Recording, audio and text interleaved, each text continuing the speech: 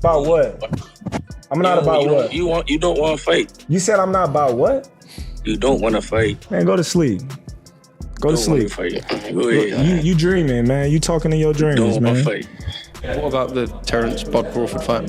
I'm tired of answering questions about it. He already said millions of times that he not fighting me or looking my way, so I'm just tired of answering those questions, you know. And if a fight happened, it happened. You know, I wanted it to happen, but if not, yeah. And there's like right now, you got Boots Ennis in your weight class. Definitely. What do you think about him? Oh, he's very, very talented. He's unproven, but he's very talented. Yeah.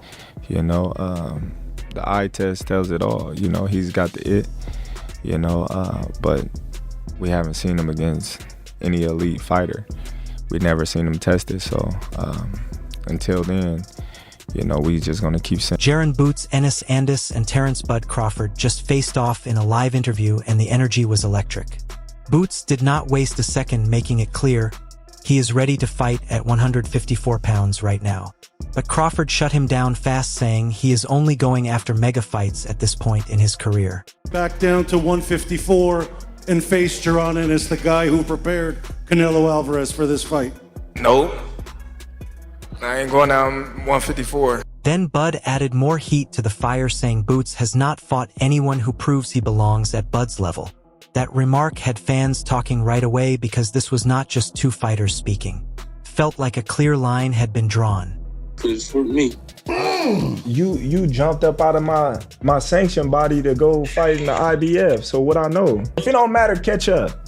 Yo, he picked Evan. Catch up. Evan was way under. You just said it don't matter. Catch up. I'm talking about before that. He not about it. We already know he not about what he's talking about. I'm not about what? I'm not about what? You don't want to fight. You said I'm not about what? You don't want to fight. Man, go to sleep. Go to sleep. Go ahead. Crawford made it clear he is not interested in tune-up fights and said he is tired of waiting on the sidelines. This face-off left everyone thinking the same thing. If these two ever actually sign the contract, it is going to be fireworks. Alright, so after that heated Crawford versus Boots face-off, we have to bring Pops into the mix. Boozy Andis just jumped in like a father who shows up at a school meeting ready to question the principal. I want that fight, you know what I mean? I said, you know, we wanted him or either Spence. It didn't make no difference. As long as we get the fight, we'll see where we coming from. Man, he was not holding back. He basically said, listen, we never ducked Crawford. The only thing I ever turn down is my thermostat when the bill is too high.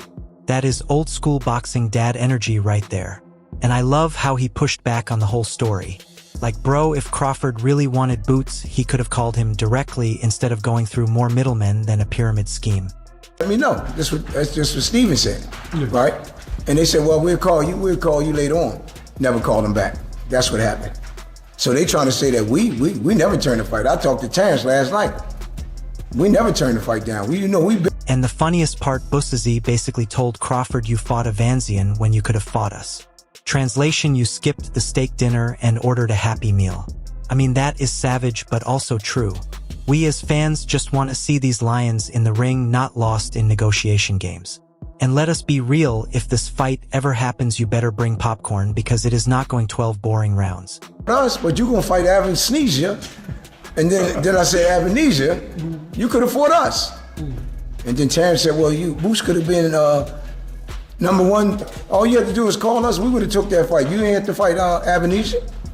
Avanesian, whatever. Avanesian ranked in the WBO? Way behind us. You know what I mean? So you really wanted to... Alright, so after Busazi dropped the hammer and reminded everyone that Crawford could have called Boots instead of dialing up Evan, here comes Roy Jones Jr. sliding in with some classic wisdom.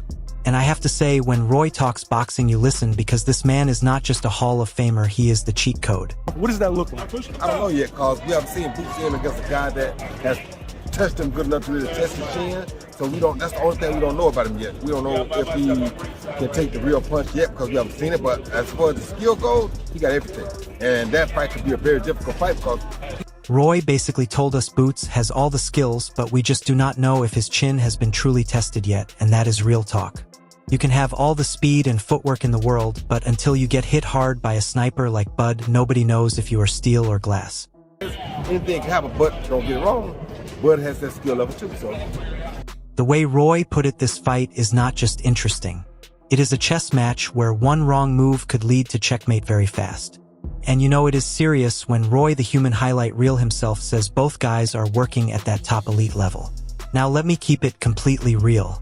This is why fans like us are going crazy over a possible Crawford versus Boots showdown.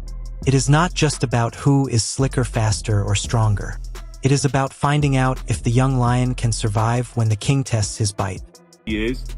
Jaron Ennis didn't force his team to make this fight and say, listen, Steven, I'm signed to you and Showtime. I'm not signed to the PBC and Al Heyman. You need to do what's best for my career and make this fight happen. And he didn't do that. And the rest is history. Boots has looked unbeatable so far, but Bud is like the final boss in a video game. You do not just beat him with talent. You need timing, patience, and a whole lot of heart. If this fight ever happens, it will not just answer his Boots for Real. It will tell us if Crawford's legacy gets another jewel in the crown or if the torch finally gets passed. Either way, we win because this is the kind of fight that makes boxing feel alive. And that can be at 54, it can be at 60. Now, obviously, we've got Lima to take care of first, but that for me is one of the great, crossover fights because Boots is the changing of the guard guy. And Crawford's the guy that's been there and done it all and just proved, Alright, so we just heard Roy Jones Jr. basically call Boots the full package with one big question mark about his chin. And now Timothy Bradley jumps in like, hold up, do not get carried away. Crawford still has mountains left to climb. And I love it because Bradley is laying it out raw. Bud might be great, but greatness is not handed to you.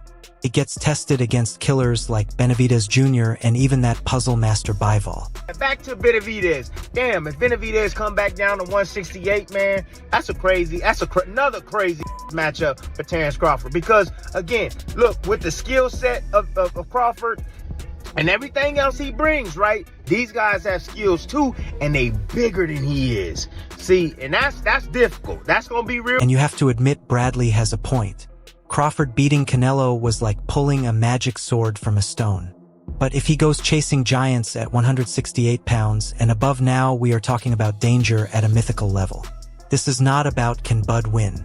This is about can Bud fight guys who look like they were built in a boxing lab and still outthink them. And that is the kind of drama we the fans live for. Now let me say this. Bradley might sound like he is throwing cold water on Crawford's parade, but he is really giving us the hype we need. Because when you hear a former champ say Crawford could actually lose if he plays with fire against those monsters, you know you are looking at real risk and a real legacy-defining fight.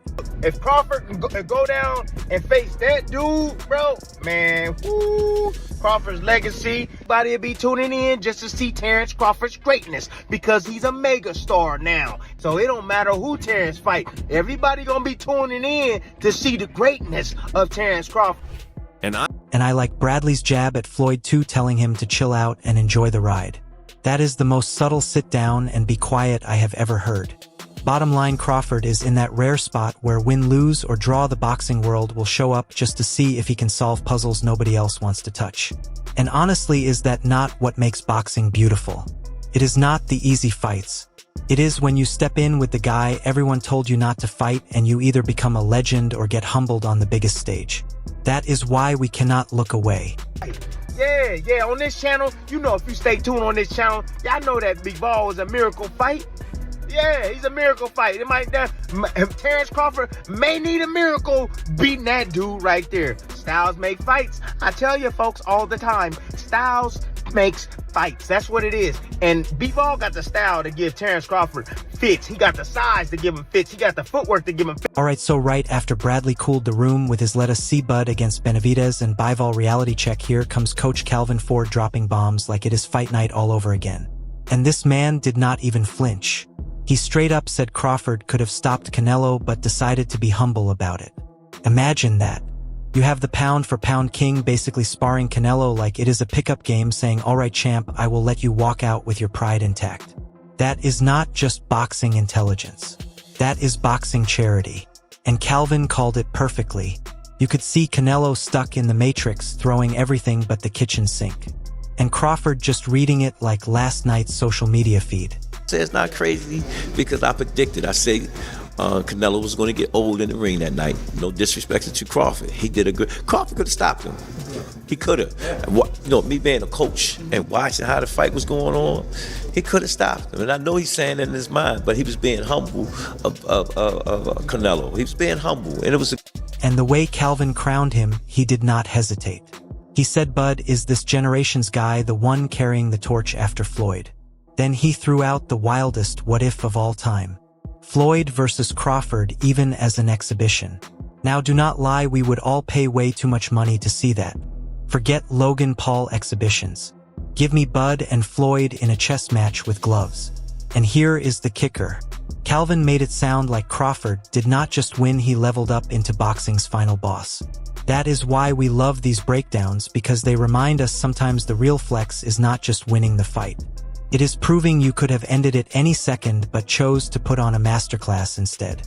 That is savage on another level. Generation to this generation didn't get to see it come. That's just like we never get to see Michael Jordan play, right? But we remember when he used to play.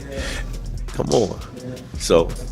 Or seeing all these crazy exhibitions, maybe we see Floyd and Terence in an exhibition. That'd be something crazy as well. Just to have two great guys that completed a lot of things in their life of boxing and come together and just give the fans something to.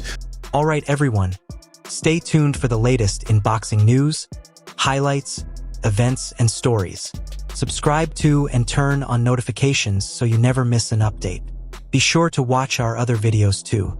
Until next time, take care and stay safe.